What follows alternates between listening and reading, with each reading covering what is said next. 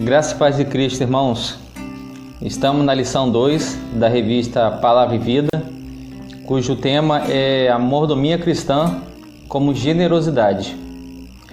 O texto base está em 2 Coríntios, capítulo 9, versículo 7, onde está escrito: que cada um dê a sua oferta conforme resolveu no seu coração, mas não com tristeza, nem por obrigação, pois Deus ama quem dá com alegria. A proposta nesse trimestre é expor o tema da mordomia cristã sobre a ótica da generosidade. Precisamos então mostrá-la em nossas atitudes de voluntariedade, contribuição e posses. O grande desafio à generosidade é deixar de olhar para o que é meu e passar a olhar a necessidade do outro, à luz do ensinamento de Jesus. Geralmente, interpretamos generosidade pelo aspecto quantitativo e isso é um engano. A generosidade não se mede pelo que se tem para doar, mas pela qualidade dada em confronto com os recursos possuídos, com o espírito voluntário e em prontidão para doar, como o exemplo da viúva pobre, observada por Jesus, onde ele disse: mas ela, da sua pobreza, deu tudo o que possuía para viver. Está escrito lá em Lucas 21, do verso 1 ao 4. A Bíblia Sagrada ensina que o generoso prosperará. Quem dá alívio aos outros, alívio receberá. Provérbios 11, 24 e 25.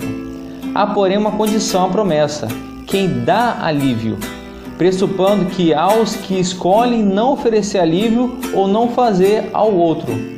Desse modo, a generosidade pavimenta o caminho da prosperidade.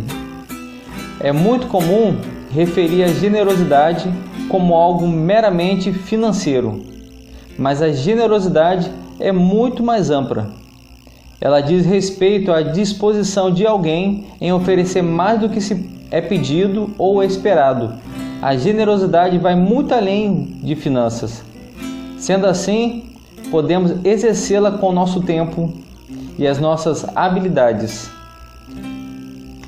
Primeiro ponto da lição: a generosidade com os mais próximos.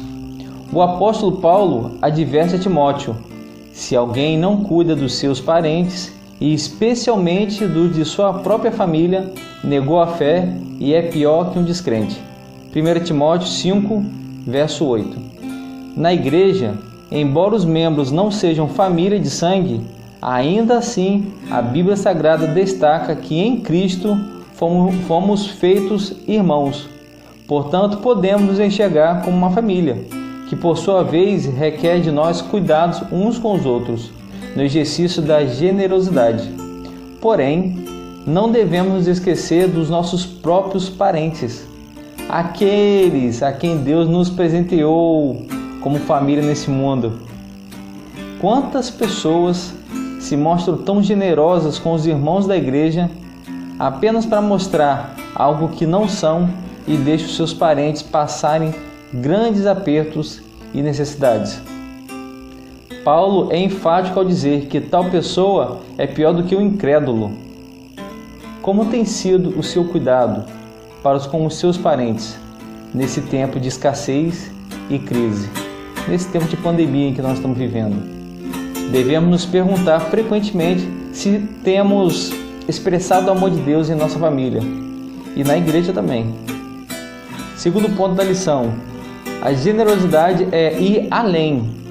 A generosidade se caracteriza pelo ir além. Vale citar alguns exemplos. Uma pessoa decide doar uma roupa, mas antes ela tem o cuidado de lavar essa roupa, pregar os botões, costurar os rasgados para poder depois dar. Outra pessoa decide doar um móvel, contudo ela tem a gentileza de levá-lo à casa da pessoa de quem irá receber aquele móvel que ela está doando. Ainda outra pessoa decide doar livros, porém antes resolve encapá-los para assim doar.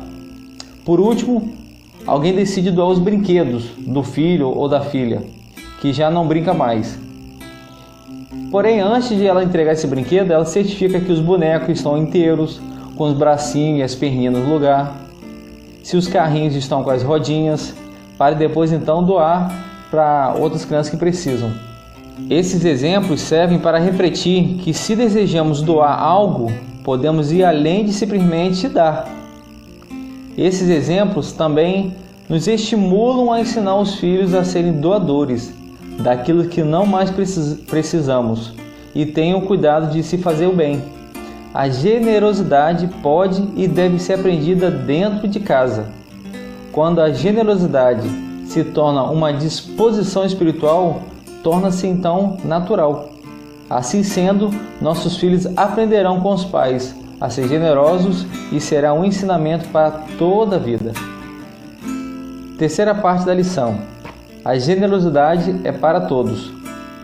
Você pode se perguntar: a generosidade é um dom de Deus para nós ou é uma disposição a ser buscada por todos? A resposta é que são as duas.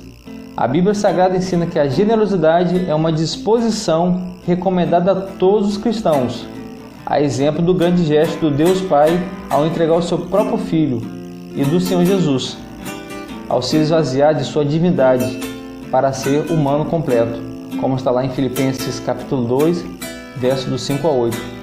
Logo, a generosidade é um dom de Deus e também uma disposição espiritual de não fugir ou fechar os olhos aos necessitados. Há maior felicidade em dar do que em receber. Jesus ensina que ser generoso é estar disponível, mesmo estando rodeado de obrigações. O Mestre nos deu o exemplo, quando generosamente curou uma mulher doente, em meio a uma multidão que o apertava. Ou quando parou para dar atenção a Bartimeu, quando uma multidão também requeria a sua atenção. E como se esquecer do seu célebre encontro com o publicano Zaqueu? Certamente, há em nossas igrejas muitas pessoas que perderam o emprego ou ficaram sem um amigo ou algum parente nesse tempo. Há, portanto, um campo significativo para exercer generosidade. Sendo assim, quanto tempo nós temos investido no cuidado para com esses irmãos que precisam, que carecem da nossa ajuda? A Igreja de Cristo tem a honra e o privilégio com relação a demonstrar o seu amor e sua relevância nesse tempo. Não podemos perder essa oportunidade. Concluindo então a nossa lição: não permita que o seu coração endureça. Pratique o bem e doe-se. Não doe ou oferte pensando em benefício próprio, mas experimente ser liberto de tudo aquilo que prende você, que prende de realizar boas ações. Tenha certeza de que você ganhará muito. Será transformado de dentro para fora. Lembre-se, Deus ama quem dá com alegria, como está escrito em 2 Coríntios, capítulo 9, versículo 7. Para pensar em agir. Primeiro, você consegue compreender a diferença entre generosidade e quantidade? Dar tudo versus dar muito? Segunda, ao seu redor alguém precisando de alguma coisa? Caso sim, vá e ajude aquela pessoa. Terceiro, quando você estiver disposto a doar algo, vá muito além. Quarto, a generosidade pode ser aprendida. Caso você não se veja como uma pessoa generosa, que tal começar a desenvolver essa virtude em sua vida? 5. Valorize a generosidade, primeiramente dentro de casa, junto ao seu cônjuge, aos seus filhos, aos que moram contigo. Deus nos abençoe em nome de Jesus. Amém.